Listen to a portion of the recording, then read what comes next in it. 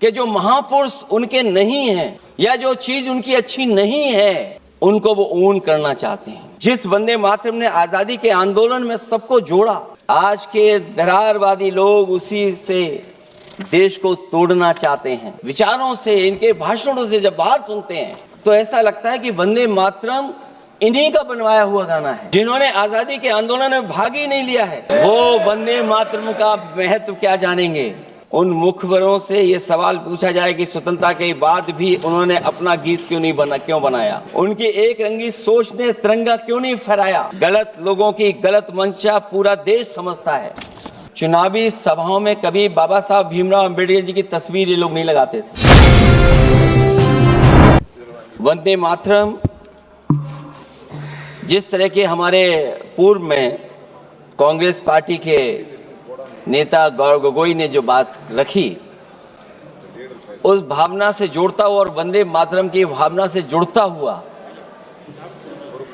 जिस समय कलकत्ता के कांग्रेस के अधिवेशन में रविन्द्रनाथ टैगोर जी ने गीत गाया, उसके बाद लोकप्रियता इसकी आम लोगों के बीच पहुंच गई। और जब कभी भी लोगों को अंग्रेजों के खिलाफ लड़ना होता था तो यही वंदे मातरम का नारा दे करके लोगों को जोड़ने का काम करते थे। हमारा कोई भी आंदोलन रहा हो, स्वदेशी आंदोलन रहा हो, उसमें भी हम लोग इसी नारे के साथ चले। वंदे मातरम को लेकर के हम लोग इतना देश को एकजुट कर दिए कि अंग्रेज घबराने लगे। और जब अंग्रेज घबराने लगे तो जहां कहीं भी वो देखते थे कि ये नारा लग रहा है, वहां पर देशद्रोही का कानून लगाकर लोगों को जेल भेज देते। ये भी इतिहास है कि जिस समय बंगाल में बच्चों ने गाना गाया, इस गीत को अपने क्लासरूम में गाया, उस समय भी अंग्रेजों ने उनके खिलाफ मुकदमा लगा के उन्हें जेल भेजने का काम किया। ये वंदे मातरम अंग्रेजों ने बैन भी कर दिया। 1905 से लेकर के 1908 तक बैन कर दिया गया।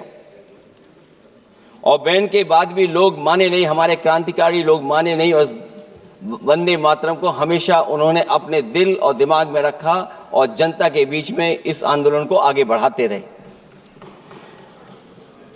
सभापति महोदय, जो हमारे सत्ता पक्ष के लोग हैं वो हर चीज को ओन करना चाहते हैं। ये 150वें वर्ष में जब हम वंदे मातरम याद कर रहे हैं, बंकिम चंद्र चट्टोपाध्याय जी को हम याद कर रहे हैं कि उन्होंने इतना महान गीत हमें दिया है। सत्ता पक्ष के लोग समय समय पर हमें देखने को मिलता है कि जो महापुरुष उनके नहीं हैं या जो चीज उनकी अच्छी नहीं है उनको वो ओन करना चाहते हैं।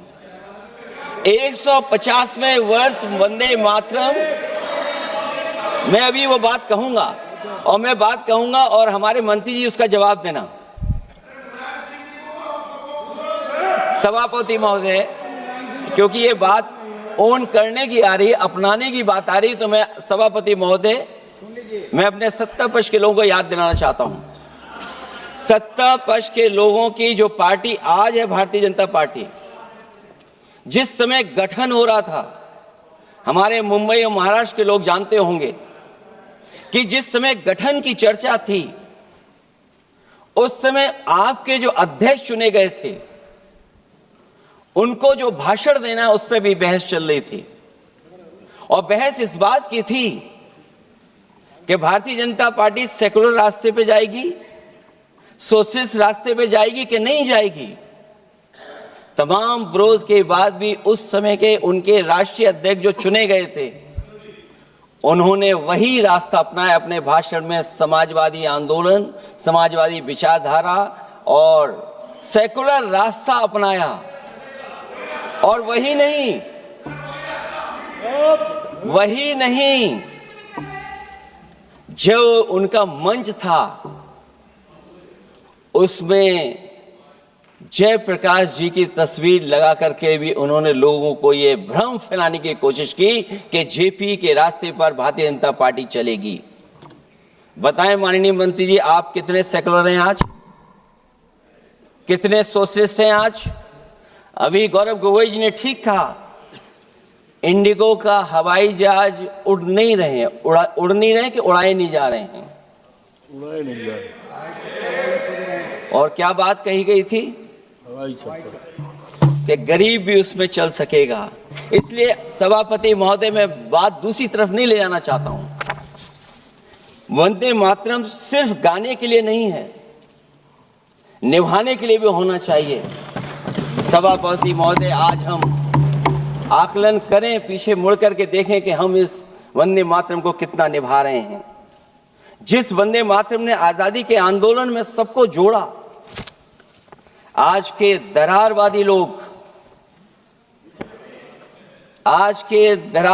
लोग उसी से देश को तोड़ना चाहते हैं। ऐसे लोगों ने, सभापति महोदय, ऐसे लोगों ने पहले भी देश के साथ दगा किया और आज भी कर रहे हैं। ये चर्चा तो जोड़ने का काम करेगी ना अखिलेश जी, क्योंकि आज वंदे मातरम की चर्चा, वही मैं कह रहा हूं, वंदे मातरम में जोड़ने का ही काम करेगी। वंदे मातरम कोई दिखावा नहीं है, ना ही राजनीति का विषय है। क्योंकि सभापति महोदय, हम जब ये चीज इनके विचारों से, इनके भाषणों से जब बाहर सुनते हैं तो ऐसा लगता है कि वंदे मातरम इन्हीं का बनवाया हुआ गाना है। जिन्होंने, सभापति महोदय, जिन्होंने आजादी के आंदोलन में भाग ही नहीं लिया है, वो वंदे मातरम का महत्व क्या जानेंगे? सच तो ये है कि सरफरोश लोग वंदे मातरम दिल से बोलते थे। उन आजादी के दीवानों के खिलाफ कुछ लोग अंग्रेजों के लिए जासूसी और मुखबिरी का भी काम करते थे। दरअसल ये राष्ट्रवादी नहीं बल्कि राष्ट्र विवादी लोग हैं। जहां विवाद करना हो, कभी अंग्रेज विवाद कर करके, डिवाइड कर करके, डिवीजन कर करके राज किया करते थे। सभापति महोदय, आज भी वही रास्ता कुछ लोग अपना रहे हैं। वो डिवीजन का रास्ता अपना रहे हैं, डिवाइड का रास्ता अपना रहे हैं, दरारवादी रास्ता अपना रहे हैं। इनका इतिहास खंगाला जाए कि इन्होंने आजादी के पहले और आजादी के बाद वंदे मातरम क्यों नहीं गाया। ये सभापति महोदय, आज जब हम वंदे मातरम पे इतनी चर्चा कर रहे हैं, जिस भाव से हम लोग यहाँ बैठे हैं, कम से कम ये भी खंगाला जाए इतिहास में कि वंदे मातरम कुछ लोगों ने कब गाया। उन मुखबरों से ये सवाल पूछा जाए कि स्वतंत्रता के बाद भी उन्होंने अपना गीत क्यों बनाया। उनकी एक रंगी सोच ने तिरंगा क्यों नहीं फहराया। वंदे मातरम सियासत के झूठे राष्ट्रवादियों के लिए नहीं है, गलत लोगों की गलत मंशा पूरा देश समझता है। और केवल यही नहीं ओन करते हैं, कभी कभी भारत माता का जो चित्र है, जो पेंटिंग कभी बंगाल के महान लोगों ने बनाई थी,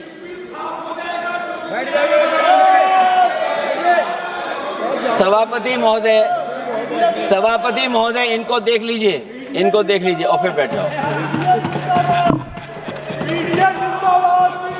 सभापति महोदय, राजभर जी आप बैठिए, आपके नेता सभापति महोदय, वंदे मातरम का भाव ये भी था कि कम्युनल पॉलिटिक्स नहीं चलेगी।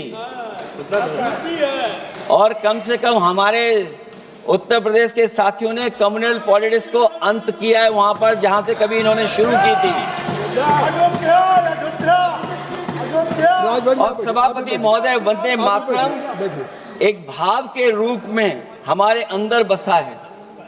चाहे उसके शब्द ना याद हों, चाहे अर्थ ना मालूम हो, चाहे पूरा याद ना हो, उस सच्चे भारतीय के अंदर देश प्रेम की भावना जगाने के लिए इसके दो शब्द ही काफी हैं, जो सच में देश की एकता और अखंडता चाहते हैं, जो भाईचारे को बुनियाद मानते हैं, उनके लिए दो शब्द भी पर्याप्त हैं जो इस वंदे मातरम से हमें मिलते हैं। सभापति महोदय, इनका इतिहास खंगाल लीजिए, पूरा निकाल लीजिए। चुनावी सभाओं में कभी बाबा साहब भीमराव अंबेडकर जी की तस्वीर ये लोग नहीं लगाते थे।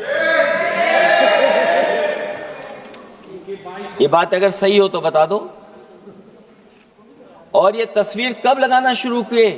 इनका एक सहयोगी साथी संगठन, जिस समय समाजवादी पार्टी और बहुजन समाज पार्टी ने मिलकर के इन्हें उत्तर प्रदेश में हरा दिया था, उसी दिन के बाद से बाबा साहब भीमराव अंबेडकर की प्रतिमा और तस्वीर लगाने लगे।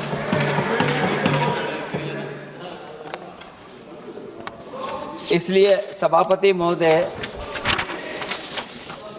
ये वंदे मातरम केवल गीत नहीं है, गीत के साथ साथ आज हमें ऊर्जा भी देता है। उस समय क्रांतिकारियों को ऊर्जा मिलती थी, एकजुटता का नारा था, हम साथ लेकर के चल रहे थे सबको, और देश के सभी लोगों ने जाति धर्म को भुला करके एक साथ मिलकर के वंदे मातरम के सहारे अंग्रेजों को भगाने का लगातार कोशिश की। और अंततः परिणाम ये हुआ कि जब देश जागा, वंदे मातरम के साथ साथ जय हिंद का नारा, इंकलाब जिंदाबाद का नारा लगा करके अंग्रेजों को इस देश से भगाने का काम किया। आज सभापति महोदय, जब हम चर्चा कर रहे हैं, हम कैसा देश बनाना चाहते थे और किस दिशा में हम लोग देश को ले जा रहे हैं। सभापति महोदय, मुझे अच्छा लगा कि प्रधानमंत्री जी ने वो बात याद दिलाई कि अंग्रेजों के जमाने में अगर बच्चे भी वंदे मातरम गा देते थे तो उन्हें देशद्रोही के कानून से जेल भेज दिया जाता था। आज जब हम आजाद हो गए हैं तो आज देखिए उत्तर प्रदेश में क्या हो रहा है कि जो प्राइमरी स्कूल है वो बंद किए जा रहे हैं। 26,000 से ज्यादा स्कूल बंद हो गए। और जब बच्चों को पढ़ाने के लिए हम लोगों ने जिम्मेदारी उठाई, पीढ़ी के समाज के लोगों ने जागरूक होकर के पढ़ाने की कोशिश की, तो कभी अंग्रेजों ने मुकदमा लगाया था बच्चों पर देशद्रोह का। आजादी के बाद भारतीय जनता पार्टी की सरकार ने वहां पर मुकदमे उन पे लगाए जो पढ़ने गए और जो पढ़ाने गए।